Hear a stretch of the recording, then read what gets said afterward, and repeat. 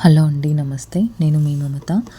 అనుభవ జ్ఞానం ఎన్నో రకాల ఆకర్షణలు చుట్టూ ఉండి మనిషిని తమ వైపు లాక్కునే ప్రయత్నం చేస్తుంటాయి. లౌకికమైన ఆ కోరికలను సాధనా బలంతో తగ్గించుకోవాలి. అలా కాకుండా మొండిగా ప్రయత్నం చేస్తే మొదటికే మోసం వస్తుంది. ఎలాగంటే, వలలో చిక్కుకున్న పక్షి బయటపడే ప్రయత్నంలో అటూ ఇటూ గింజుకుంటే వల తాళ్లలో ఏదో ఒకటి దాని మెడకు బిగిసిపోతుంది. అప్పుడు విడుదల కావడం మాట అటుంచి మరణం సంభవించినా ఆశ్చర్యపడక్కర్లేదు అంటారు స్వామి రమణ మహర్షి. జ్ఞానం వచ్చేదాకా కష్టాలు పడక తప్పదు. కానీ సాధన ఆపకుండా చేస్తే కొన్ని సులువులు సాధకుడికి లభిస్తాయి. వాటినే పండితులు అనుభవ జ్ఞానం అన్నారు. ఆధ్యాత్మికత సాధన పట్ల అనురక్తి అనుభవ జ్ఞానానికి దారి చూపుతుంది.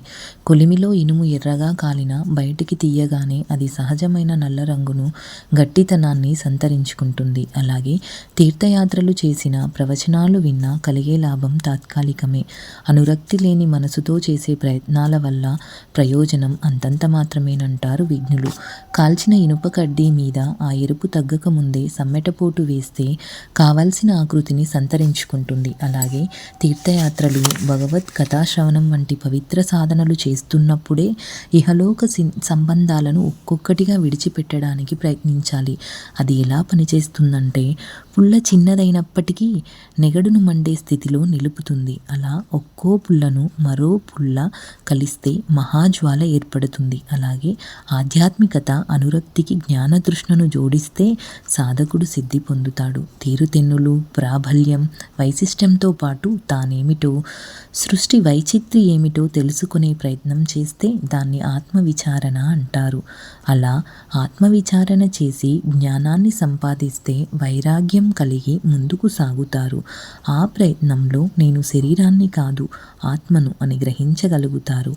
అలాంటి వారికి పరమాత్మతత్వం సులభంగా బోధపడుతుంది.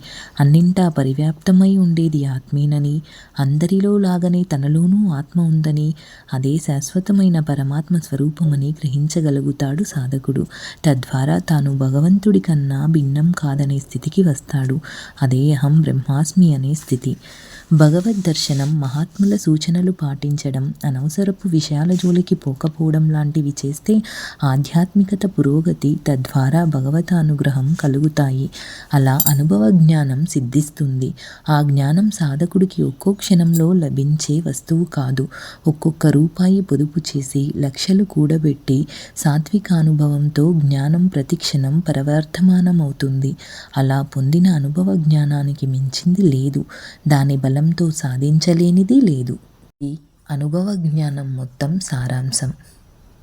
ఇది నా మొదటి ప్రయత్నం. నా మొదటి ప్రయత్నం మీకు తప్పక నచ్చుతుందని ఆశిస్తున్నాను. తప్పులుంటే తప్పక తెలుపగలరు. Thanks for watching. Subscribe for more videos. Like, share.